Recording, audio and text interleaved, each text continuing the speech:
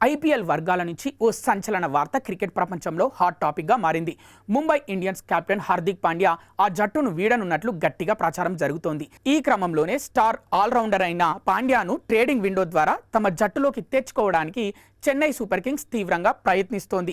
అయితే హార్దిక్ కోసం కేవలం సిఎస్కే మాత్రమే కాకుండా మరో 7 ఐపీఎల్ ఫ్రాంచైజీలు కూడా ముంబై ఇండియన్స్ యాజమాన్యంతో సంప్రదింపులు జరుపుతుండటం విశేషం. పాండ్యాను దక్కించుకునే రేసులో Chennai super Kings, Kolkata night riders మధ్య అత్యంత బలమైన పోటీ నెలకొంది.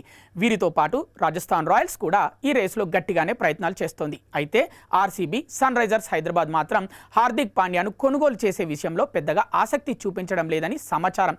గతంలో 2015 నుంచి 2021 వరకు ముంబైకి ఆడిన హార్దిక్ పాండ్యా ఆ తర్వాత గుజరాత్ టైటాన్స్ కెప్టెన్గా వెళ్లి ఐపీఎల్ కప్ గెలిచాడు. అనంతరం మళ్ళీ ముంబైకి కెప్టెన్గా తిరిగి వచ్చినప్పటికీ అతని సారథ్యంలో ముంబై వరుసగా 10, 3, 9వ స్థానాలతో ఘోరంగా నిరాశపరిచింది.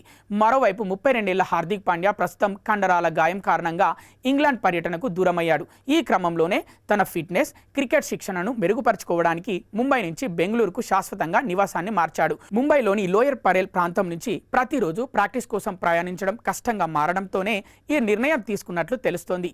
బెంగళూరులోని బీసీసీఐ సరికొత్త నేషనల్ క్రికెట్ అకాడమీ కేంద్రమైన సెంటర్ ఆఫ్ ఎక్సలెన్స్ సమీపంలో హార్దిక్ ఓ విలాసవంతమైన ఇంటిని అద్దెకు తీసుకున్నాడు. బీసీసీఐ సెంట్రల్ కాంట్రాక్ట్లో ఉన్న ఆటగాడు కావడంతో గాయాల నిర్వహణ నుంచి నైపుణ్య శిక్షణ వరకు అన్ని సౌకర్యాలను హార్దిక్ పాండ్యా ఇక్కడ ఉచితంగా పొందవచ్చు. ఇకపై ఐపీఎల్, అంతర్జాతీయ మ్యాచ్లు లేని సమయంలో బెంగళూరులోనే ఉండి తీవ్రంగా శ్రమించాలని హార్దిక్ నిర్ణయించుకున్నాడు. దీని ద్వారా బీసీసీఐ సెంటర్ ఆఫ్ ఎక్సలెన్స్ను తన శాశ్వత శిక్షణా కేంద్రంగా మార్చుకున్న మొదటి భారతీయ క్రికెటర్గా హార్దిక్ పాండ్యా రికార్డు సృష్టించాడు.